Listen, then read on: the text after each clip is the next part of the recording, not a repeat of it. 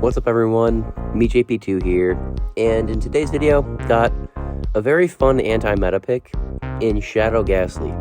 Because in the little cup, basically all you see is like Bronzor, Wobbuffet, and Wynot. And Wobbuffet and Wynot run counter, which is triple resisted. And the Bronzors, most of them I've seen have been running tackle. So those Pokemon also get walled by Gastly. Now Gastly obviously is absurdly glassy. So I wasn't expecting to have too many wins, but I did have a few positive sets. Still wouldn't advise running it though, because it just dies to basically anything instantly, unless it's resisted, so you just have to be really careful when running it, because if it gets aligned against a confusion user, it pretty much faints to one confusion. But regardless of that, I was still able to have a lot of fun and crush some Bronzors, so let's just get into the battles. Alright, so into the first battle, and we see our target. We see Bronzor, and they're running tackle, so this is an amazing matchup for Gastly. And the opponent sends in Vulpix. Now this is where I like having Gible, because Gible is just extremely spammy, and it's even spammier than Vulpix actually. So we have two body slams here, and the opponent went for a Weather Ball, so I think they're probably just single moved, so I can tank Weather Ball. Thing is, it still does too much damage, and while I do get to the back-to-back, they snuck a quick attack, and that will take me out, so they can just take switch if they want. That's not good. However, there is a very nice win condition here, due to the fact that Shadow Gastly just farms them down, and whatever they send in is basically just going to get one shot by Dark Pulse, and the Bronzor just does not have enough HP. I do make a slight mistake as I switch out, because I didn't want them to make it to a payback, and that would just destroy Gastly, so I send in Togetic. Now, Togetic is still not in a terrible position, because 3 Aerial Aces should come pretty close to taking them out. It looks like we might need 4, but it also looks like we're probably just going to be able to get to 4, so it's entirely possible we win this. The opponent is forced to throw. That was the goal. They go for another payback. Takes out Togetic, but 2 more Astonishes. Take out the Bronzor. We take that game. We see another Shadow Gastly on the lead, and oh my goodness. The opponent switches out into Greavard, and I do have to shield the Psychic Fangs, because Psychic Fangs will do a ton of damage. Now, I am going to be going for a dig here, because Body Slam would not take him out. The opponent shields. Now, that's fine.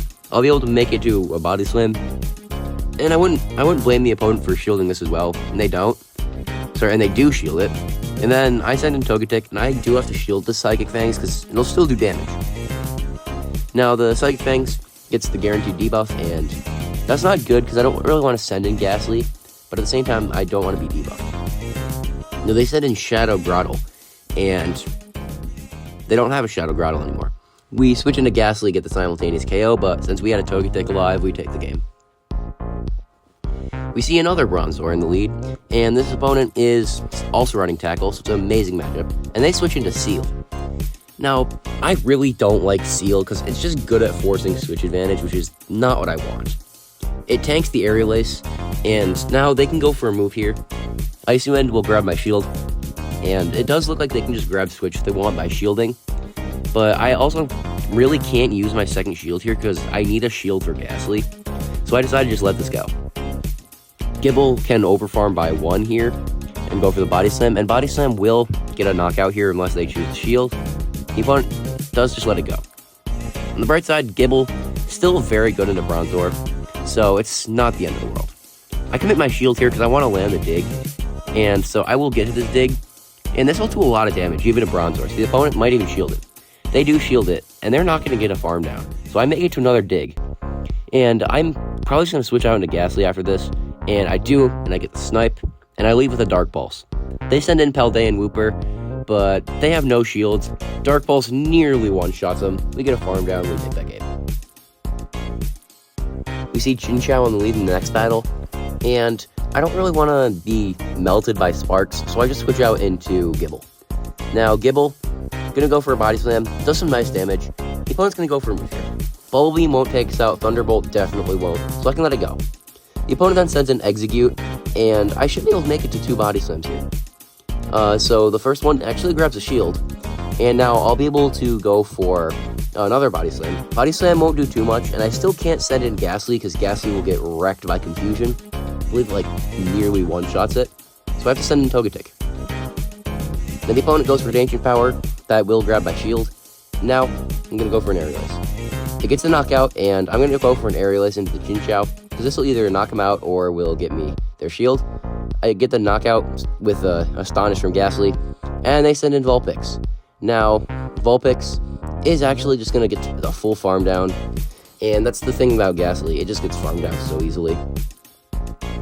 See Grieford in the lead in the next battle, and Gastly can hit for super effective with Astonish, but they just do so much more damage from that. Gible does win CMP with Body Slam, and the opponent does shield it, so that's nice. I will be committing my own shield here because I kind of don't want to get taken out by Psychic Fangs, and the opponent sends in a Alolan Vulpix. And that's the thing about my backline. My backline just gets shredded by Ice types.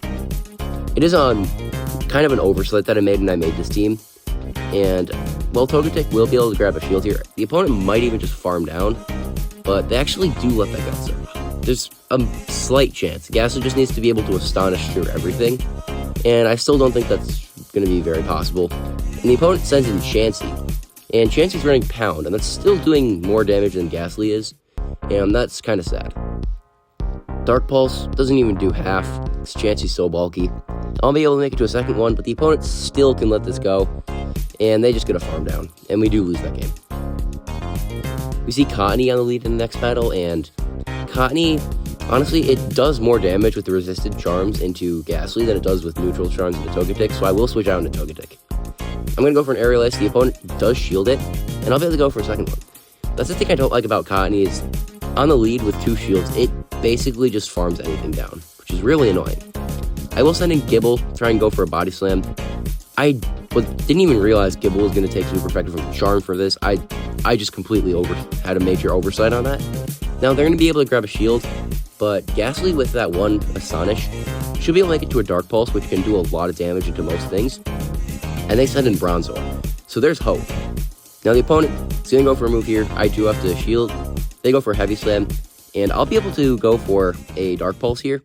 I do decide to undercharge it slightly. It still takes him out, and in the back they have Seal. And Seal is just too bulky, and we fall to 1 lick. So, a lot closer than it would have seemed, but we still lose. We see Lickitung in the lead in the next battle, and the Lickitung's running Zen Headbutt. The opponent then sends in Dragalge, but Body Slam is going to be pretty threatening here, especially from Gible. Now, Gible will be able to make it to a second Body Slam. This Body Slam would pretty much take him out, I think. It would come pretty close. So I actually grab both shields. Now, Dragon Tail would just shred my Gastly, so I have to send in Togetic.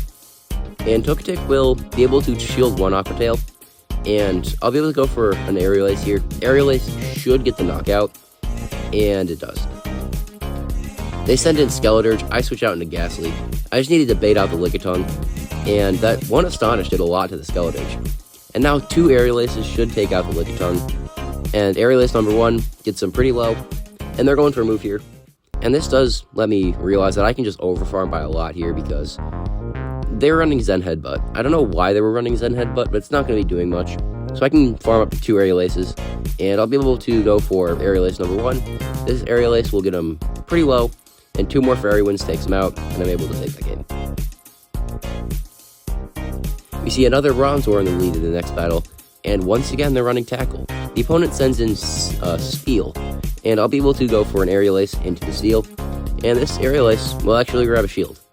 Now, the thing about this is that even though they have Water Gun, I don't think they're going to be able to force switch, simply because of the very fast pacing Togetic has.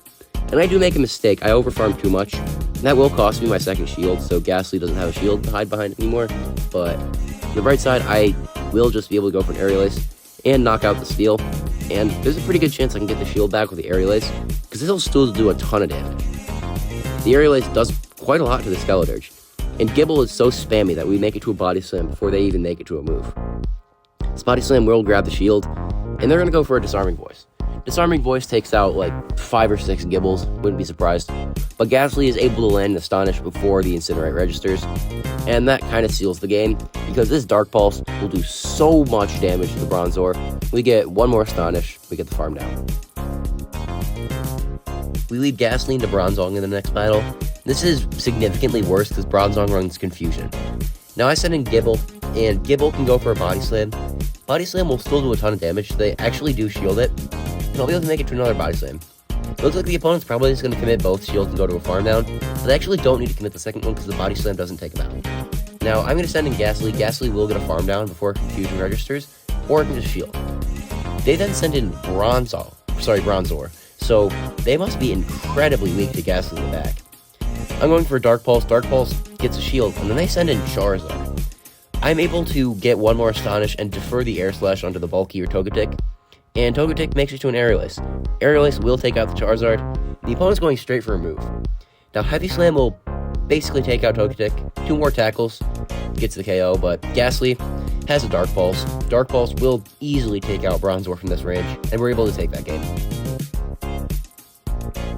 We lead Gastly into Azumarill in the next battle, and Azumarill's bubbles are going to be doing even more damage, so I send in Gibble. The opponent sends in Amora. This is not good. I'm going to go for a Dig. The opponent obviously shields it, and I've shown before, Ice types just kind of wreck this team. It was a major oversight, but I bring in Togetic, because I still do think there's a chance I might win this game. The opponent has back-to-back Weather Balls, though, so it's not looking good. I'll be able to make it to 2 Aerial Aces, but I will be losing Charge Attack priority on the second one, which is really unfortunate. And I'm not about to catch on to Gastly because that thing would just die. Weather Ball gets the KO, and Gastly gets a farm down, but it's way too low now. They send in the Azumarill. I'll be able to go for a Dark Pulse. I know this is kind of wasting time, but I wanted to see how much it did. That does huge damage, but we still do lose the game. We lead Gastly into Decidueye in the next battle, and the opponent is getting shredded by Astonish, and they're running Magical Leaf, but they still got shredded faster. They then send in Slugma, and I'm glad I have Switch here, because Gibble prefers to see Slugma a lot more than Togetic does. So I can send in Gibble. The opponent sends in a Shadow Tentacruel, so very cool pick, but it's not winning, and they can see the match. This is the Wobbuffet that I saw in the lead. Counter triple resisted. It's doing nothing, and I'll be able to go for a Dark Pulse. Now here's something you don't see every day. Wobbuffet shielding. The opponent then sends in Dino and, well, Togetic time. They're going for a Body Slam here, and I was debating shielding, and they probably could commit a shield and farm down here, but leaving Shadow Gastly up a shield or up 2 shields is a terrible idea, so they just let it go. They then send in Bronzor, but this Bronzor is running Confusion, so I can't send in Gastly here. Now the opponent is going to go for a move. I am going to be shielding, and I'll be able to go for a Dig. Bronzor is pretty bulky, but Gibble hits pretty hard, so Dig actually grabs a shield.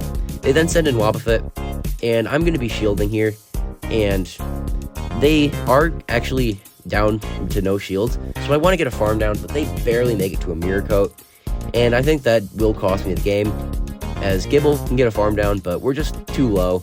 I'll be able to make it to a Dig and a Body Slam, but Bronzor is extremely bulky, so just running the Pokemons will win this opponent the battle, but I still think I won because I was running the spicier Pokemon, so I wouldn't count that as a loss. We see Toxapex on the lead in the next battle, and this is a pretty good lead because Poison Jab's double resisted.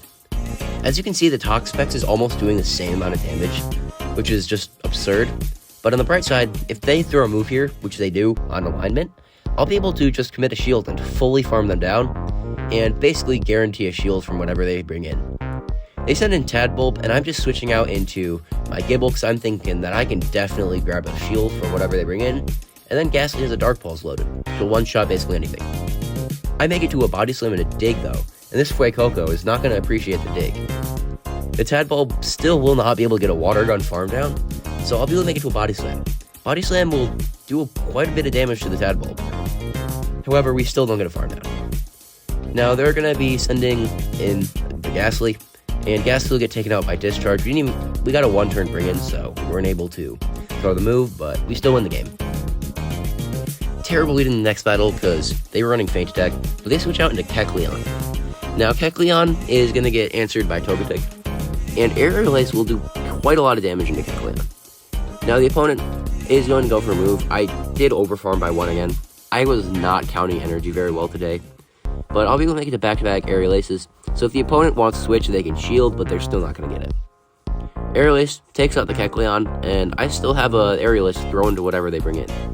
They send in Poliwag. Aerialist will get them pretty low. And now I can send in Gibble. The opponent switches into the Jigglypuff. And I'm going for a Dig here because Dig will hit harder. The Dig actually does land. The opponent's going to go for a move here. And I decided against shielding. Gastly should be able to get a farm down. And it comes down to a fast move race. And it's a tie. Overall, Shadow Gastly is very fun to run, especially as an anti-meta pick, but I didn't see any Wynots when I was running this thing, which is really confusing, because yesterday, I saw way too many of them. So, it's really annoying that I wasn't able to just destroy some Wynots, but the sheer amount of Bronzors I saw was just heaven for Gastly, because the thing just wrecks them, and that's a lot of fun to run. Anyways, that's pretty much it for today's video. Thank you guys for watching, and I'll see you guys in the next one.